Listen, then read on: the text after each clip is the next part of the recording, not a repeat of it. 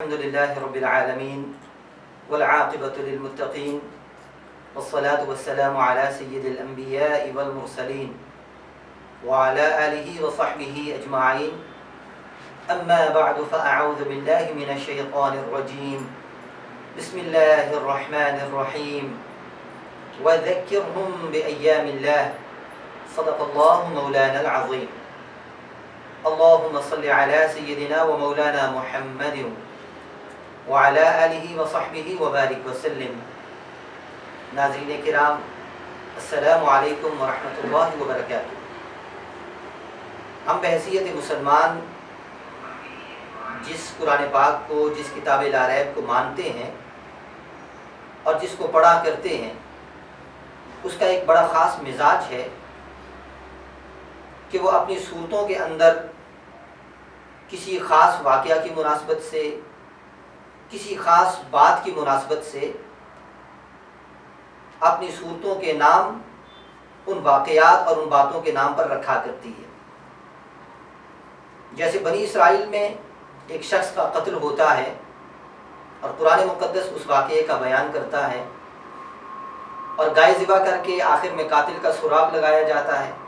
تو اسی گائے یعنی بقرہ کی نسبت سے سورۃ البقرہ کا نام موسوم کیا گیا. کچھ لوگ اپنے ایمان کی حفاظت کے لیے اور اللہ تعالیٰ کی اطاعت کی خاطر باطل نظام کو ٹھکرا کر غار میں پناہ لیتے ہیں، اور غار جس کو کہف کہتے ہیں، پھر اس کی نسبت سے پوری سورت کا نام سورۃ الکہف قرار پاتا ہے. تو ایک قطار ہے، ایک تفصیل ہے جس کو قرآن مقدس میں اس اصول کے پیش نظر دیکھا جا سکتا ہے. اور اسی طرح سے قرآن مقدس کا اپنا فرمان بھی ہے. اللہ رب العالمین نے فرمایا وَذَكِّرْهُمْ بِأَيَّامِ اللَّهِ، ان کو اللہ کے دن یاد کروائیے. اب اللہ کے دن کیا ہیں؟ کہ اصول تفسیر کا قاعدہ ہے کہ جس دن کوئی خاص واقعہ رونما ہوا، چاہے وہ سزا کا معاملہ ہو، جزا کا معاملہ ہو، یا کوئی اور بات ہو، اس کو ایام اللہ کے اندر شمار کیا جاتا ہے. یہ فن تفسیر کا قاعدہ ہے. تو اسی بات کو مد نظر رکھتے ہوئے آج بزم رضا جامعہ قادریہ نے اس بات کا اہتمام کیا کہ چونکہ 3 رمضان المبارک کو اسلام کی تاریخ میں یقیناً اس کو ایک بہت اہم واقعہ سے نسبت ہے، اور وہ واقعہ کیا ہے کہ 3 رمضان المبارک مخدومہ کائنات، سیدہ کائنات، خاتون جنت، جگر گوشہ رسول حضرت سیدہ فاطمہ الزہرا بتول سلام اللہ علیہا، آپ کا یوم وصال ہے. یعنی ایک طرف جہاں پہ رمضان برکتوں کا، رحمتوں کا، بخششوں کا اور نجات کا مہینہ ہے، اور سعادتوں کے خزانے اور سمندر اپنے دامن میں لیے ہوئے ہے، تو دوسری طرف اس واقعہ کے پیش نظر اس کو اسلامی تاریخ کے اندر ایک بڑا خاص مقام حاصل ہے. اس لیے بزم رضا نے اس بات کا اہتمام کیا کہ اہلیان اسلام اور بالخصوص نوجوان نسل کو ان کے ذکر سے، ان کی ذات والا صفات کی برکتوں اور عظمتوں سے روشناس کروانے کے لیے کچھ مختصر نشست کا اہتمام کیا جائے. اللہ رب العالمین بزم رضا کی اس کاوش کو قبول فرمائے، اور ہم سب کو سیدہ کائنات کی ذات والا صفات کی عظمتوں کو سمجھنے کی اور پھر ان کی عقیدت سے اپنے دامن مراد کو، اپنے قلوب و اذہان کو معطر کر لینے کی توفیق عطا فرمائے. جہاں تک سیدہ کائنات سلام اللہ علیہا آپ کی ذات والا صفات کا تعلق ہے، تو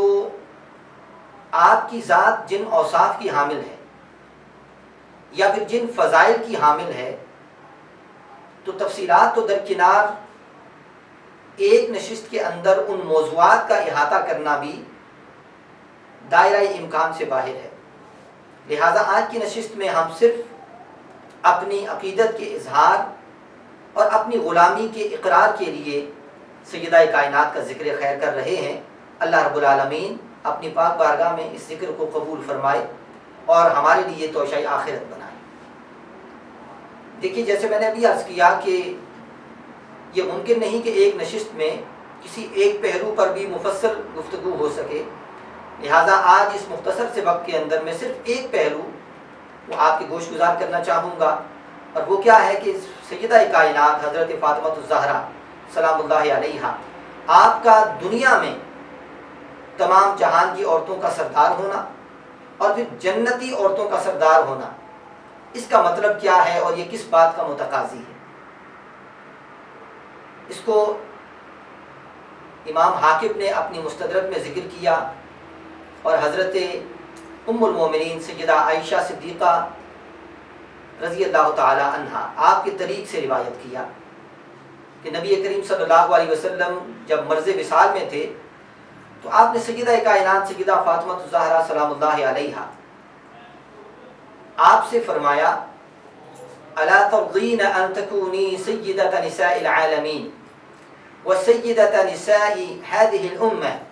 وسیدۃ نساء المؤمنین او کما قال رسول اللہ صلی اللہ علیہ وسلم۔ آقا کریم صلی اللہ علیہ وسلم نے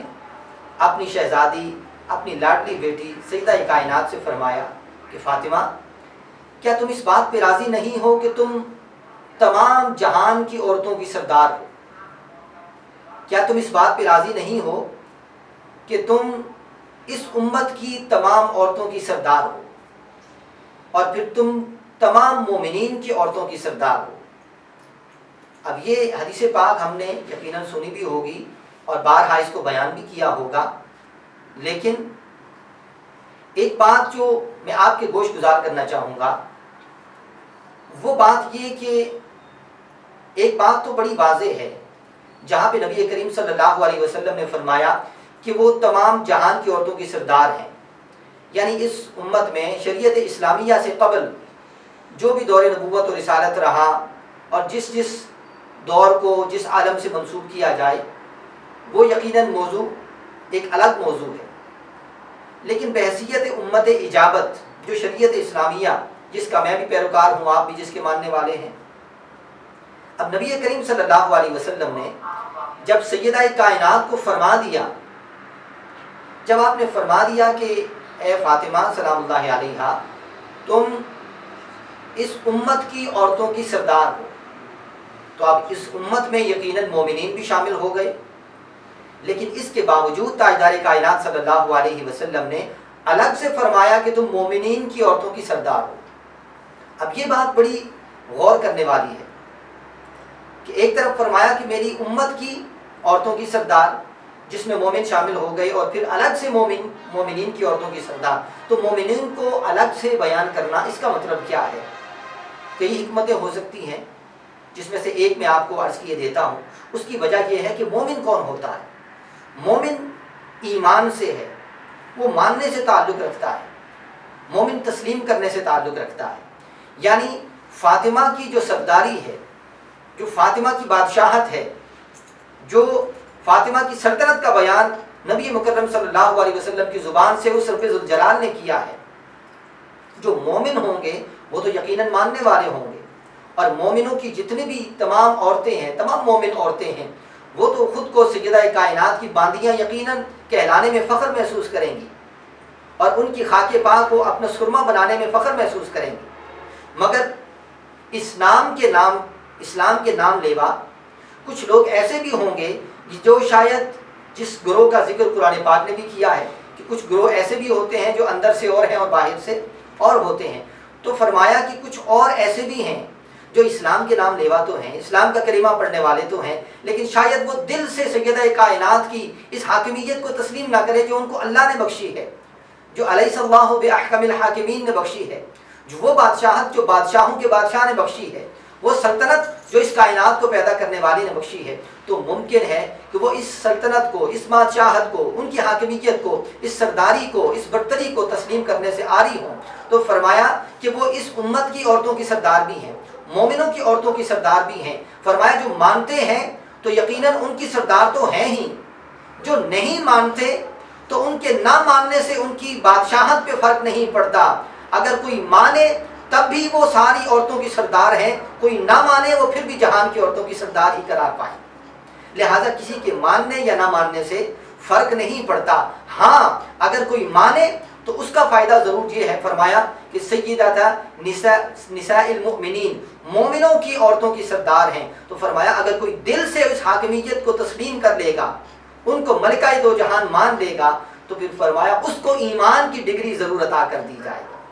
وہ خود کو ایمان والا کہلانا اگر کوئی چاہتا ہے کہ میں اپنے ایمان کا امتحان لے لوں کہ میرا ایمان کس درجے کا ہے، تو اسے چاہیے کہ اپنے دل پر ذرا غور کرے کہ وہ کیا سیدۃ النساء، سیدہ نساء العالمین فاطمۃ الزہرا کی حاکمیت، ان کی بادشاہت کو، ان کی سرداری کو، کیا اس کا دل من و عن تسلیم کر رہا ہے؟ اگر تسلیم کر رہا ہے تو یہ اس بات کا واضح ثبوت ہے کہ اس کا دل ایمان سے لبریز ہے. تو لہٰذا یہ پہلی نشانی جو آقا کریم صلی اللہ علیہ وسلم کی زبان اقدس سے بیان ہوئی، تو گویا اس میں کئی حکمت کے موتی اور کئی حکمت کے سمندر بلکہ اس میں پوشیدہ ہیں، جس میں سے میں نے ایک چھوٹی سی بات آپ کے گوش گزار کی. اب پھر اس کے بعد آپ دیکھیے کہ آپ کا جنتی عورتوں کا سردار ہونا، جس کو امام ترمذی نے اپنی الجامع الصحیح میں حضرت حذیفہ رضی اللہ تعالیٰ عنہ آپ کے طریق سے روایت کیا. تو حضرت حذیفہ رضی اللہ تعالیٰ عنہ فرماتے ہیں کہ نبی کریم صلی اللہ علیہ وسلم نے فرمایا ان هذا ملک لم ينزل الارض قط قبل هذه الليلة. فرمایا کہ یہ آسمان کا، چونکہ دوسری روایت میں آسمان کا بھی لفظ ہے، کہ یہ فرشتہ ہے جو آج کی رات سے پہلے کبھی زمین پر نہیں اترا، لیکن آج کیوں آیا ہے؟ آقا کریم صلی اللہ علیہ وسلم نے فرمایا استأذن ربه ان يسلم علی ويبشرنی بأن فاطمة سیدۃ نساء اہل الجنہ. فرمایا کہ آج یہ اللہ تعالیٰ سے اجازت لے کر آیا ہے. اجازت کیوں لے کر آیا ہے؟ دو کام ہیں اس کے. دوسری روایت میں زیارت کے لفظ بھی ہیں، فی زیارتی، کہ میری زیارت کے لیے اجازت لے کے آیا ہے. اور اس روایت کے اندر جو الفاظ ہیں ان یسلم علیہ، کہ وہ مجھ پر سلام پیش کرے. یقیناً زیارت کو آئے اور مجھ پر سلام پیش کرے. پہلا مقصد اس کے آنے کا ہے کہ میری بارگاہ میں میری زیارت کرنا اور میری بارگاہ میں سلام عرض کرنا. اور دوسرا مقصد اس کا یہ ہے کہ مجھے اس بات کی خوشخبری سنانا کہ میری بیٹی فاطمہ جنتی عورتوں کی سردار ہے. تو یہ آسمان کا فرشتہ تھا جو آج سے پہلے کبھی زمین پر نہ اترا تھا، لیکن آج اس کے زمین پر آنے کا مقصد کیا تھا کہ نبی کریم صلی اللہ علیہ وسلم کی زیارت کے لیے، آپ کی بارگاہ میں سلام عرض کرنے کے لیے. میں یہاں ایک بات موضوع سے ہٹ کے ضرور کہنا چاہوں گا کہ فرشتے جو ہوا کرتے ہیں وہ اللہ تعالیٰ کے حکم کے پابند ہیں، وہ معصیت سے، نافرمانی سے، گناہ سے پاک ہیں. جو اللہ تعالیٰ نے ان کو حکم دے دیا وَيَفْعَلُونَ مَا يُؤْمَرُونَ،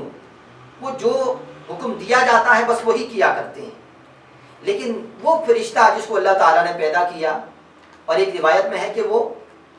آسمان کا فرشتہ ہے، اس کے ذمہ آسمان کی کوئی ڈیوٹی ہے اور کسی نہ کسی کام میں وہ مشغول تھا، مگر اس کی بھی ہاں یہ چاہت ہوئی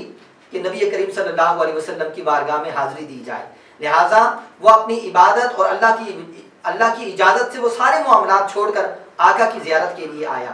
تاکہ یہ بات ہمیں بتائی جا سکے. گویا فرشتے کا آنا اور یہ حدیث پاک ہمیں اس بات کو بالکل ایک اظہر من الشمس واضح کر کے بتا رہی ہے کہ فرشتے جو اعمال میں، یقیناً ہمارے پاس توبہ کا زیور ہے، اخلاص میں شاید ہم بڑھ جائیں، لیکن فرشتوں کو اگر اس بات کو دیکھا جائے کہ وہ ہر وقت اطاعت میں ہیں، ہم سے کبھی اطاعت ہوتی ہے کبھی نافرمانی ہو جاتی ہے، لیکن یہ یاد رکھیے گا کہ کوئی اگر فرشتوں کو، اپنی عبادت کو فرشتوں کے ساتھ کمپیئر کرنا چاہے تو شاید اس معاملے میں ہم ان کے ساتھ کبھی مقابلہ نہ کر سکیں کہ وہ ہمیشہ اطاعت میں رہتے ہیں، ہم ہمیشہ اطاعت میں نہیں رہتے. اگرچہ بعد میں توبہ کر کے ہم پھر درجات حاصل کر سکتے ہیں، لیکن وہ ہر وقت اعمال کے اندر رہنے والا بھی نبی مکرم صلی اللہ علیہ وسلم کی محبت میں لبریز ہو کر اللہ رب العالمین سے اجازت چاہتا ہے کہ مولا مجھے اپنے حبیب صلی اللہ علیہ وسلم کی زیارت کا، ان کی بارگاہ میں سلام عرض کرنے کا موقع عطا کیا جائے، تاکہ یہ بتایا جائے کہ عمل بھی محبت کا ایک پہلو ہے، لیکن اس کے علاوہ بھی جو عشق ہے، جو محبت ہے، جو تڑپ ہے، یہ یقیناً اعمال سے ہٹ کر بھی ایک کیفیت کا نام ہے. ورنہ کبھی فرشتہ اعمال چھوڑ کر آقا کریم صلی اللہ علیہ وسلم کی زیارت کے لیے وقت نہ مانگتا. اور دوسرا پھر کام اس نے کیا کیا؟ دوسرا کام کیا کیا کہ اس نے یہ خوشخبری سنائی کہ آپ کی بیٹی سیدہ کائنات فاطمہ الزہرا سلام اللہ علیہا یہ جنتی عورتوں کی سردار ہے۔ اب یہ بڑا دلچسپ معاملہ ہے اور لمحہ فکر ہے کہ دیکھیے وہ آیا آقا کریم صلی اللہ علیہ وسلم کی بارگاہ میں سلام کرنے کی نیت سے، لیکن اس نے اجازت کس چیز کی مانگی؟ دو چیزوں کی، ایک تو میں آپ کی بارگاہ میں سلام عرض کروں اور ایک یہ خوشخبری سناؤں۔ تو گویا اس کو پہلے سے علم میں تھی، آسمان پہ یہ بات معروف ہوگی، تو یہ خوشخبری دینے کے لیے بھی زمین پر آیا۔ لیکن سوال یہ ہے کہ جب سلام کیا، اب وہ پہلی بار زمین پر آ رہا ہے، جب سے تخلیق ہوا، نہ جانے کتنا عرصہ قبل، کتنی صدیاں قبل، کتنے ہزار سال قبل تخلیق ہوا، اور آج پہلی بار اس کو زمین پر آنے کا موقع ملا۔ تو اس نے دو کاموں کا انتخاب کیا کہ مولا میں زمین پر جانا چاہتا ہوں ان دو کاموں کے لیے، ایک تیرے حبیب کی زیارت اور ان کی بارگاہ میں سلام عرض کروں، اور دوسرا ان کو ان کی بیٹی اور ان کی شہزادی کے جنتی عورتوں کے سردار ہونے کی خوشخبری سناؤں۔ تو یہ دوسری بات جو اس نے انتخاب کی، تو اس کو بھی یقیناً علم تو ہوگا نا کہ نماز بھی کوئی چیز ہے، روزہ بھی ایک عظیم عبادت ہے، حج بھی بہت عظیم رکن اسلام ہے۔ آقا کریم صلی اللہ علیہ وسلم نے اس دین کے قیام کے لیے کتنی قربانیاں دی ہیں، اپنا مال و متاع قربان کیا، اپنے گھر بار چھوڑے، اپنے عزیزوں سے دور ہوئے، اپنے چاہنے والے غلاموں کی شہادتیں دیکھی، سب کچھ ہوا۔ تو کچھ بھی ذکر کیا جا سکتا تھا، نماز کا ذکر ہوتا، دین کے بارے میں کوئی چیز پوچھی جاتی، کسی ایسے رکن اسلام کے بارے میں، کسی ایسے عبادت کے بارے میں پوچھا جاتا کہ جس کے بارے میں قرآن نے بھی کہا کہ وَمَا خَلَقْتُ الْجِنَّ وَالْإِنسَ إِلَّا لِيَعْبُدُونَ۔ مگر وہ آتا ہے تو دوسری بات کیا لے کر آتا ہے کہ آپ کی بیٹی سیدہ کائنات فاطمہ الزہرا جنتی عورتوں کی سردار ہیں۔ اس کا مطلب یہ ہوا کہ وہ جو فرشتہ ہے اس نے ایک قدر و قیمت بتا دی۔ وہ جانتا تھا کہ جب کسی بھی بارگاہ میں جایا جاتا ہے تو وہاں جانے کے لیے کوئی تحفہ درکار ہوتا ہے۔ جو اہل محبت ہوا کرتے ہیں وہ کسی نہ کسی کے پاس جاتے ہوئے کوئی ایسا تحفہ لے کر جایا کرتے ہیں کہ جس سے لینے والے کا دل بھی خوش ہو جائے۔ تو لہٰذا اب جب وہ آپ کی زیارت کے لیے گیا، آپ کی بارگاہ میں سلام عرض کرنے کے لیے گیا، یہ اس کی اپنی خواہش تھی، یہ اس کی قلبی خواہش تھی، یہ اس کی منشا تھی، یہ اس کی محبت تھی۔ تو وہ اپنی محبت کو پورا کرنے کے لیے، اپنی خوشی کے لیے، اپنی محبت کی تسکین کے لیے، ان جذبات کی تسکین کے لیے آقا کی بارگاہ میں حاضر ہوا۔ مگر دوسرا کام وہ انتخاب کیا کہ جو میں کام اور جو بات میں کروں تو پہلے کام سے میرا دل ٹھنڈا ہو جائے، اور جب دوسری بات سنے تو مصطفیٰ کا دل ٹھنڈا ہو جائے کہ آپ کی بیٹی جنتی عورتوں کی سردار ہے۔ اب اس حدیث کے تحت جب ہم غور کرتے ہیں کہ سیدہ کائنات سلام اللہ علیہا آپ جنتی عورتوں کی سردار ہیں، تو آپ دیکھیے ذرا جنت کا نقشہ ذہن میں لائیے نا کہ جنت ہے کیا۔ جنت ایک ایسے مکان کا نام ہے، ایک ایسی جگہ کا نام ہے کہ جہاں انسان اپنی ساری زندگی کی کمائی، ساری زندگی کے اعمال، وہ اعمال نمازوں کی صورت میں ہوں۔ ابھی ہم رمضان المقدس میں اور اس کے عظیم اور سعید لمحوں میں زندگی گزار رہے ہیں۔ کبھی رمضان کے لمحے پائے، کبھی تراویح کی صورت میں، کبھی تہجد کی صورت میں، کبھی صدقات و خیرات کی صورت میں، کبھی خدمت خلق کی صورت میں، حقوق اللہ کی رعایت کی صورت میں، حقوق العباد کی رعایت کی صورت میں۔ گویا عمل کا جو بھی جز لے لیا جائے، وہ چاہے حقوق اللہ سے متعلق ہو، چاہے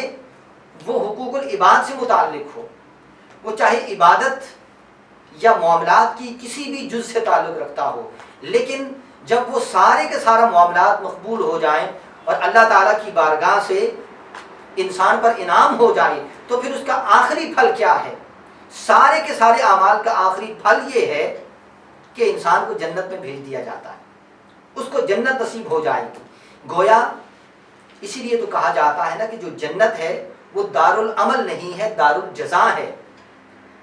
جنت کے اندر اعمال نہیں ہوں گے، ان اعمال کی جزا ہوگی جو انسان نے کیے ہوں گے۔ تو اس کا مطلب یہ ہوا کہ اعمال کی جو حقیقت ہے، یا اعمال کی فضیلت، یا اعمال کی اہمیت، جس کو اقبال نے بھی کہا تھا کہ عمل سے زندگی بنتی ہے، جنت بھی جہنم بھی۔ یہ جنت میں جانا نصیب ہو گیا کسی کو، تو یہ جنت میں جانا کسی بھی اللہ تعالیٰ کی بندی کو جب نصیب ہوا تو نہ جانے اس نے زندگی میں کتنے خوبصورت اعمال کیے ہوں گے۔ لِيَبْلُوَكُمْ أَيُّكُمْ أَحْسَنُ عَمَلًا، تو آج وہ جنت میں ٹہل رہی ہے۔ مگر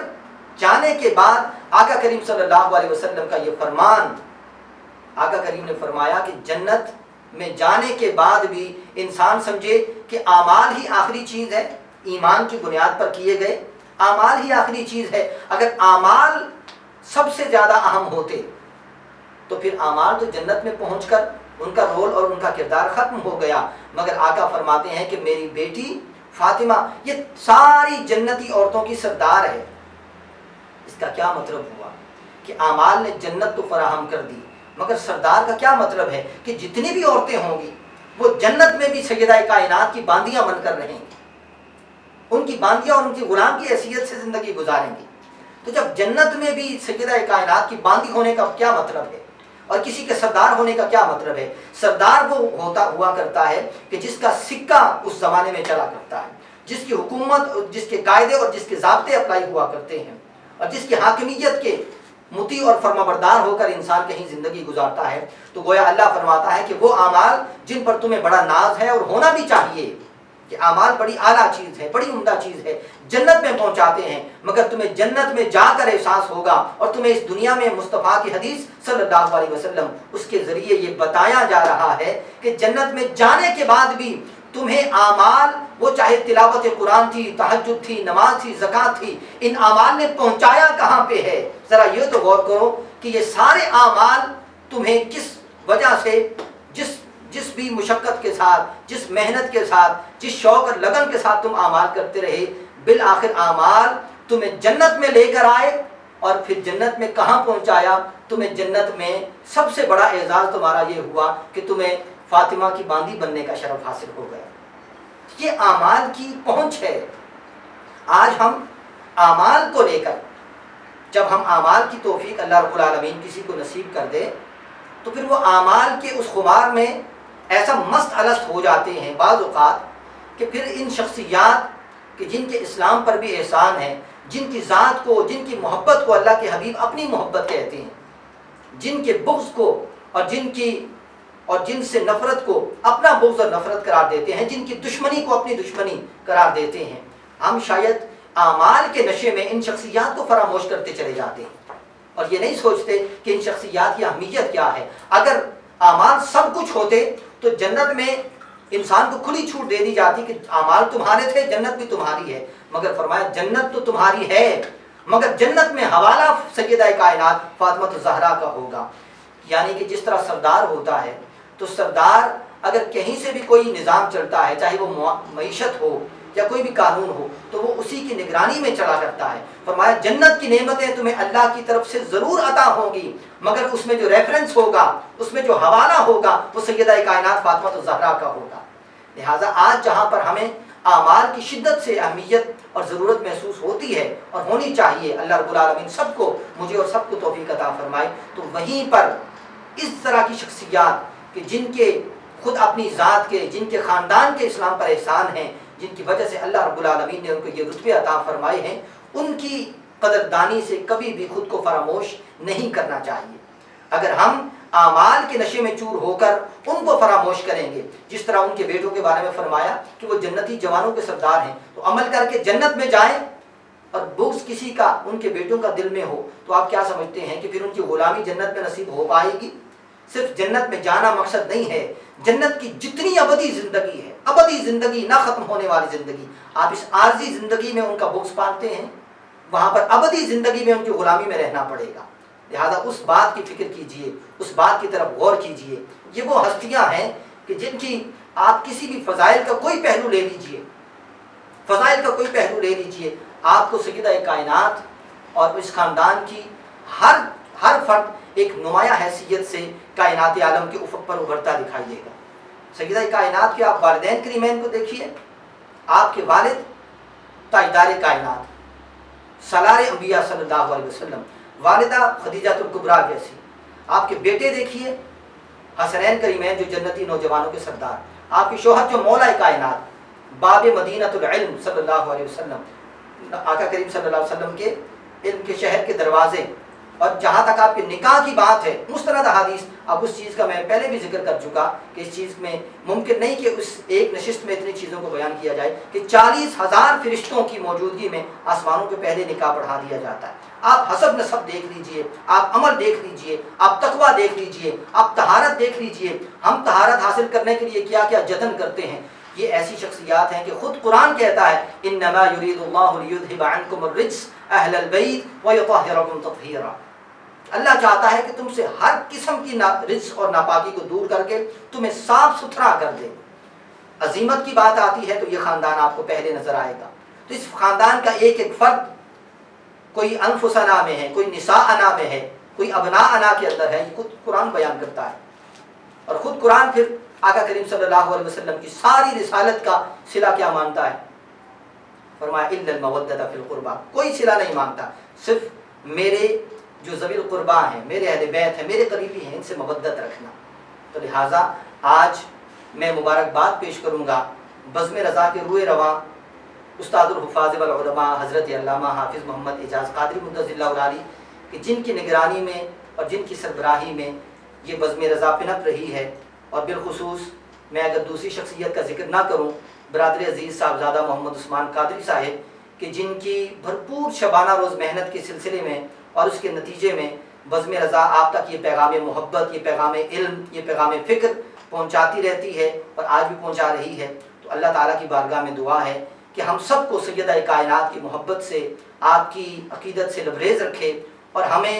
ان کے اور اس خاندان کے غلاموں میں شمار فرمائے، اور آقا کریم صلی اللہ علیہ وسلم کے آل و اصحاب کا پیار، ان کی سیرت، ان کی کردار کو اپنا کر اپنی دنیا اور آخرت کو بہتر بنانے کی توفیق عطا فرمائے۔ اور میں آخر میں اسی بات پر ضرور اختتام کروں گا کہ شیخ سعدی شیرازی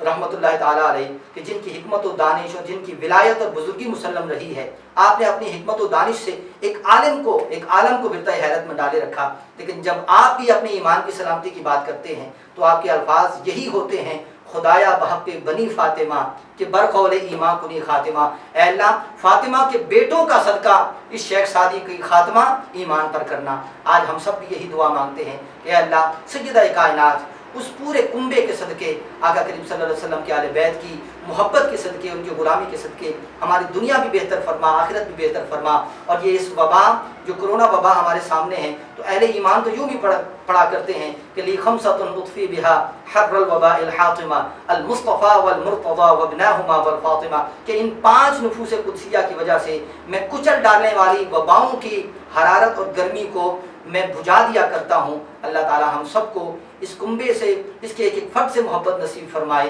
اور اللہ تعالیٰ ان کا ذکر، ان کی فکر ہمارے قلوب و اذہان میں اور ہمارے کردار میں عطا فرمائے۔ وما علیہ الا البلاغ المبین۔ والسلام علیکم ورحمۃ اللہ وبرکاتہ۔